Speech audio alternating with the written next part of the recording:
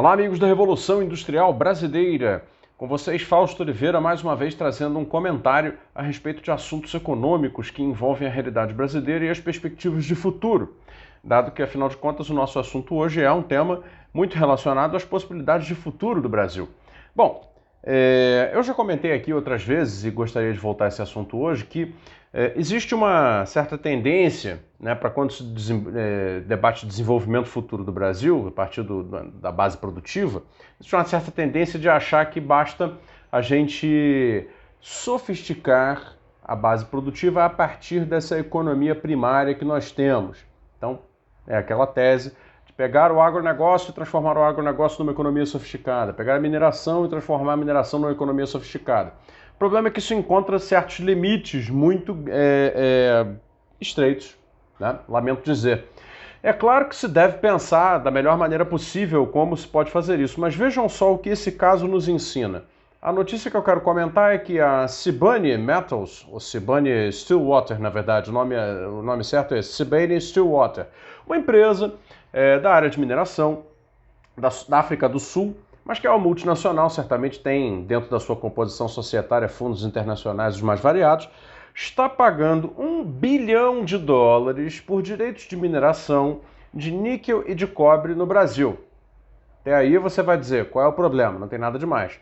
Pois é, a questão é, a Sibanye está fazendo esse investimento no Brasil com a intenção de se posicionar de uma maneira competitiva no mercado industrializante de baterias para automóveis elétricos. Todo mundo está vendo, já é conhecimento, né, praticamente geral, que o setor de transportes no mundo está passando por uma transição, vai sair dos combustíveis fósseis e vai para a energia elétrica. A energia elétrica depende de bateria. E aí é claro que a bateria para os carros elétricos, ônibus elétricos, etc., está se tornando um objeto, assim, uma espécie de santo graal da indústria do século XXI. Todo mundo busca a melhor solução em baterias para dar maior tempo de duração até a próxima recarga nos veículos, para possibilitar menor ocupação de espaço dentro da estrutura do veículo, entre outros critérios que são aqueles que são buscados pelas indústrias do mundo hoje na confecção de baterias para automóveis, né, e ônibus, né, veículos em geral. E claro, também isso vai depois partir para avionetas, carro aéreo, que é o eVTOL, que eu já comentei aqui várias vezes, etc. Então, assim, é óbvio que existe nisso aí um grandíssimo mercado de alto valor, que, naturalmente, é todo ele industrial, como em geral é. Não é uma economia imaterial, não é uma economia fora, né, do ramo industrial, tal como ele tradicionalmente se configura.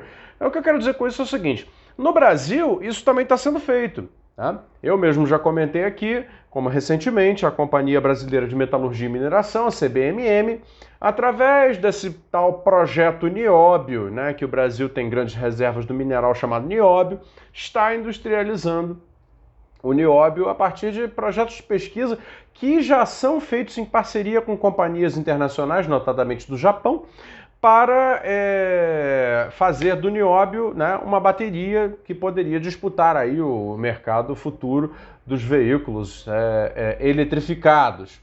Ocorre que tem o seguinte: se o Brasil não tomar cuidado, rapidamente vai acontecer, porque aqui é assim, aqui é aberto demais, não é uma economia fechada, é ao contrário, é uma economia aberta até demais, né? Vai acontecer coisa semelhante. Porque rapidamente uma grande jazida de nióbio pode ter seus direitos de mineração comprados por uma grande empresa como a Sibanye ou como alguma outra, BHP Billiton, Rio Tinto e outras gigantes da mineração mundial, e o Brasil pode ficar reduzido à sua quase permanente condição de provedor de matérias-primas para a industrialização alheia. E aí está o risco. Né? Então, o que o Brasil deveria fazer agora seria já começar a pensar em implementar certas reservas políticas mesmo, certas determinações e instrumentos políticos visando a reserva do nióbio brasileiro para a industrialização de baterias elétricas, baterias para veículos elétricos, né? que sejam exclusivamente desenvolvidas por uma empresa brasileira. No caso, a CBMM já tem o projeto. O fato do projeto da CBMM já ser feito em parceria com empresas japonesas já é em si problemático. Mas tudo bem, você pode alegar que talvez uma companhia mineradora metalúrgica, talvez ela não tenha, né, a aquisição e o conhecimento tecnológico necessário para chegar ao ponto de desenvolver uma bateria sozinha. Pode ser. De fato, investir em pesquisa e desenvolvimento para transformar nióbio em bateria não é trivial, tampouco leva pouco tempo. E isso naturalmente joga, né, o Brasil já numa posição de desvantagem competitiva muito significativa. Eu concordo com isso. Mas isso se pode resolver discutindo maneiras de transferência de tecnologia que não sejam, né, enfim, rendição. Porque quando você tem a rendição, aí a própria companhia, que na verdade diz que a bateria é brasileira, não está fazendo uma bateria brasileira. Não sei se é este o caso, né? Precisaria estudar com mais detalhes, mas, de qualquer maneira, a história recente do Brasil indica muito mais isso do que um projeto de desenvolvimento tecnológico soberano de uma bateria brasileira a partir de uma fonte mineral tipicamente nacional, como as jazidas que o Brasil tem em abundância. Esses são os limites do desenvolvimento baseado na apropriação e uso dos recursos naturais. O que não quer dizer que a defesa dos recursos naturais como fonte de desenvolvimento não deva ser feita. A grande questão é que o debate sobre o uso de recursos naturais para desenvolvimento deve sempre ser feito a partir de uma perspectiva soberanista. Uma perspectiva que diga o seguinte: bom, esses recursos estão aqui. Então, já que eles estão aqui e nos pertencem, então cabe a nós fazer o desenvolvimento das tecnologias que podem, né, vir a serem derivadas do uso dos recursos. No caso da bateria elétrica, então que se ponha recursos para fazer a bateria elétrica brasileira. Agora, ao mesmo tempo, que se impeça que outras empresas, como essa que está acabando de comprar minas de níquel e de cobre no Brasil, direitos de minerar níquel e cobre no Brasil, visando justamente entrar no mercado da bateria elétrica, da bateria para veículos, né? No veículo da Tesla, por exemplo, que é movido a bateria de íon de lítio, né? Muito intensivo em níquel, né? Naturalmente muito também intensivo em cobre, porque o cobre, né, faz a condução elétrica de tudo que é equipamento, né, de capacitação elétrica. Ora, assim como ela faz isso para atender a Tesla nesse momento, pode vir a fazer se o nióbio se provar um material realmente interessante no futuro e que de repente possa superar a bateria de íon de lítio atualmente. E aí? Como é que vamos ficar? Se isso acontecer, nós voltaremos a ser apenas os provedores da matéria-prima nióbio, que será então usada por grandes empresas internacionais para a produção de baterias, que essas sim terão altíssimo valor. Então é hora do Brasil começar a acordar, porque assim como isso pode acontecer na questão do nióbio, pode acontecer também nas minas da grafita, que vem a dar no grafeno. Ora, na pesquisa científica, no caso do grafeno, nós temos até melhor do que no caso do nióbio.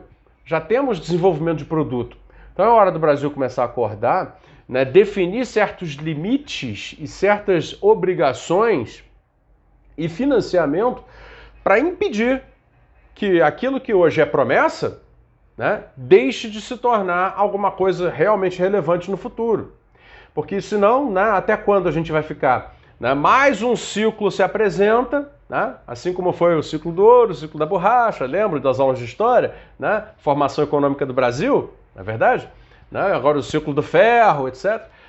E aí, quer dizer, até quando a gente vai ficar reproduzindo esses ciclos em que nós somos jogados de volta na condição de ofertantes de matéria-prima sem adicionar valor? Ou seja, até quando nós vamos ficar disputando como amadores a corrida internacional pelo desenvolvimento? O desenvolvimento depende dessa industrialização mais intensiva em tecnologia. O ciclo atual indica, né,